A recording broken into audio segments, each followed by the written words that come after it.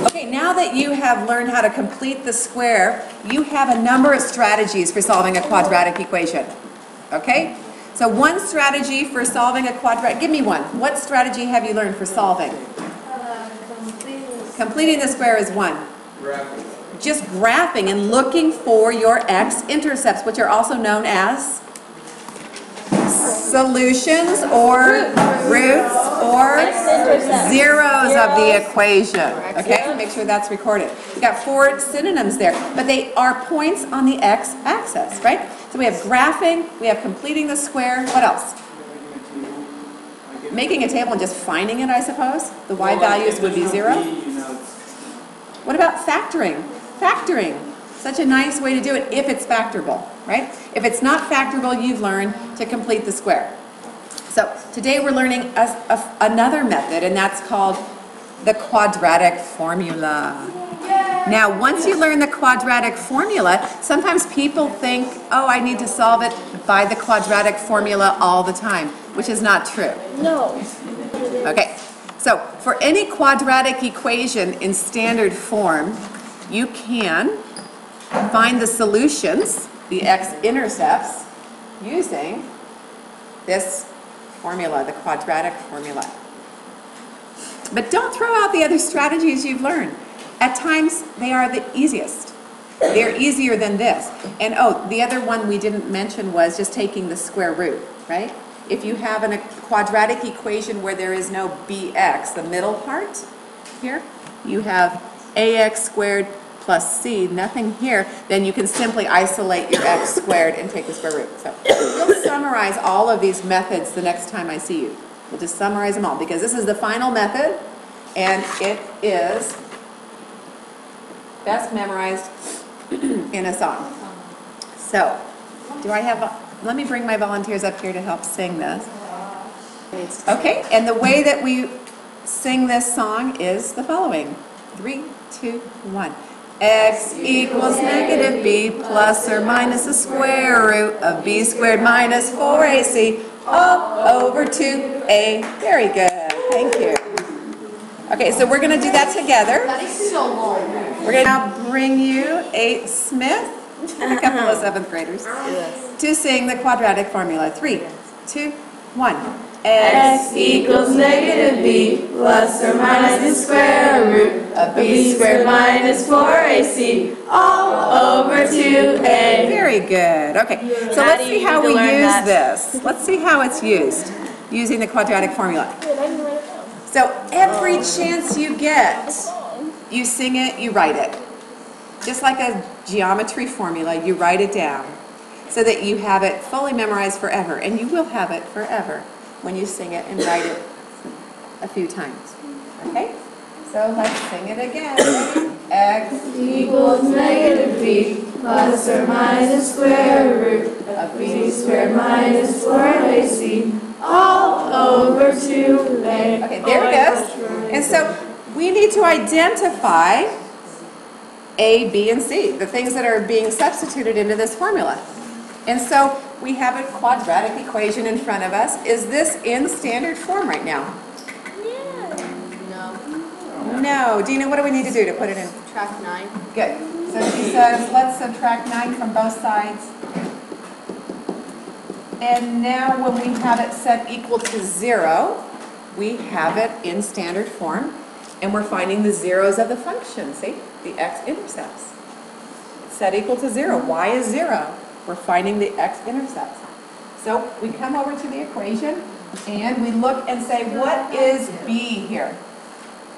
What is b? 7. 7. So we say negative 7 plus or minus the square root of 7 squared minus 4 times a. What is a? 2. Good, 2. And what is c? Negative 9. Be really careful. It's negative 9. It's often negative, which is really nice because we end up subtracting this entire this entire term, right? All over 2 times a. Again, a is 2. So there you go. You substitute this. Okay? So now we simply simplify. Plus or minus Square root of 7 squared is what? 49. Minus, what is 4 times 2? 8 times negative 9, negative 72. Now, we can't divide by 4 until we've simplified the numerator, right? Both terms are being divided by 4. So make sure that you wait until you can divide both terms by 4. So look at this. Because of that negative 9 over here, we have subtracting negative 72, which is really adding positive 72. So 49 plus 72 is 121, which is so nice. Okay, so they give you nice little numbers. And so the square root of 121 is? So we have 2 possible x-intercepts here. We have negative 7 plus 11, which is what? Negative 7 plus 11, which is 4 over 4, which is equals 1, right?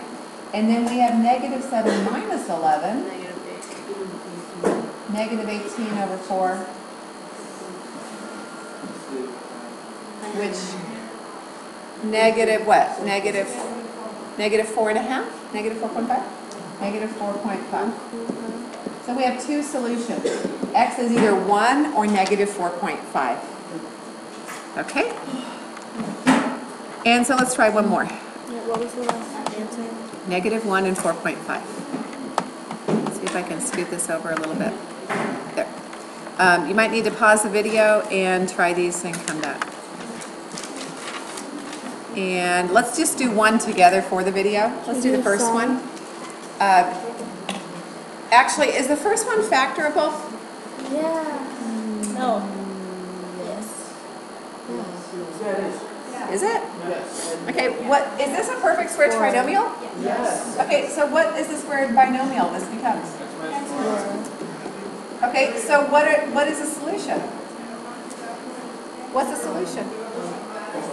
4. What makes this true? 4. That's it. It's got one solution. This vertex is sitting with the vertex itself is on the x-axis. So we didn't even need to use the quadratic equation. We could factor. Okay, let's try number 2. It's not in standard form, so Arthur, what do we do?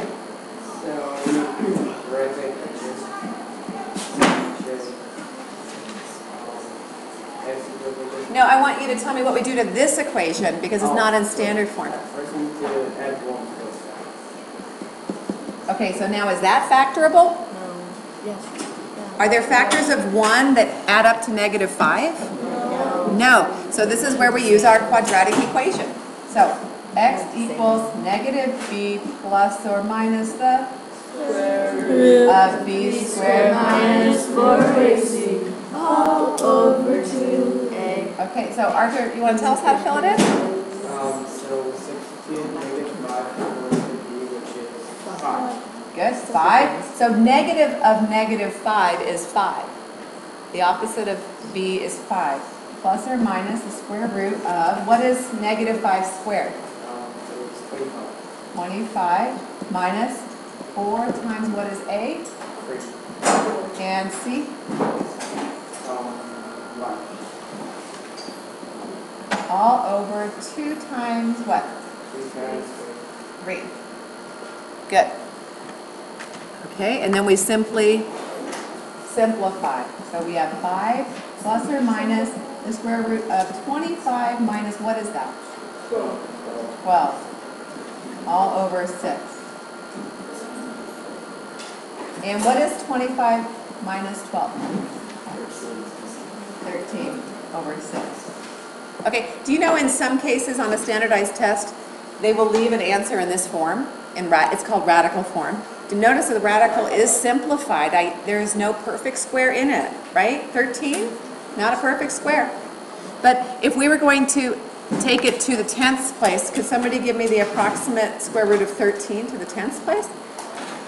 It falls between square root of 9 and 16. I'm hearing 3.9, really? 3.6. Square root of 13, you're saying 3.6, 3.6, good. Last second. It's 3.6. So we go two directions with this. We go 5 plus 3.6 over 6, and we go 5 minus 3.6 over 6. So really this is just a lot of simplifying, isn't it? I mean, you plug in the numbers and you just have to go through and follow your correct orders of operation. So 8.6 over 6 and 1.4 over 6, right? And you can simplify those answers. You can go ahead and divide, okay? So your assignment is here, and we got to get going. So there you go.